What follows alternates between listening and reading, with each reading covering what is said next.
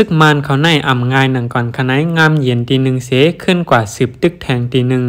ไว้ซึกมันกึดตึกในจึงได้ปอดห้องเยาสืบเอาเฮือมินเขาตึกตั้งเมืองละคายตับซึกมันไล่กึดตึกกันดังตับซึกเก่าก้าง MND แล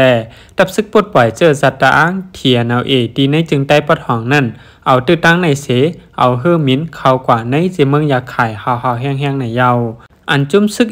ปืนเผาให้ก้นเมืองพังสติลองตับกลางหาวซึกมันมาปล่อยมาอันออกไว้เมื่อวันที่31เดือนออกตุลานั่นว่าย้อนว่าอันดับซึกมันเขาเฮ็ดอยู่ย่ำเหลียวในเยื้องจุอองตีอยู่เศร้าก้นหวานก้นเมืองเหมือนหนังเว้งโฮงเฮียนกาดโฮงยาหองยาวัดว่าผาเสืออองตีศาสนาเจอในกูวันนั้นดับซึกมันในจังเอาล็อกไลน์ในเสขึ้นมาใจเฮ็ดสั่งต่อดีเมืองอยากขายแทงว่าไหน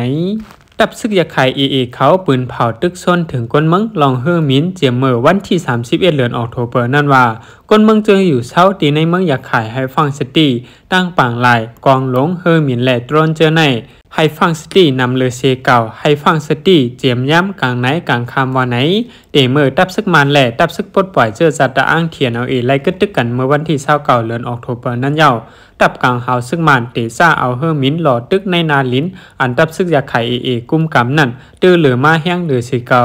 เดี๋ยวในวันที่29เดือนออกตุลานั่นมาต่อถึงวันที่31เดือนออกตุลาในเขาตั้ง3วันนั้นก็ได้ดับกลางหาวซึกมันเขาหลอตึกปล่อยหมากใส่ดีและเศษดองปุ่งหน้าจุนปอกต้อจิตด้วยแหล่เกี่ยวผิวเจอในเยา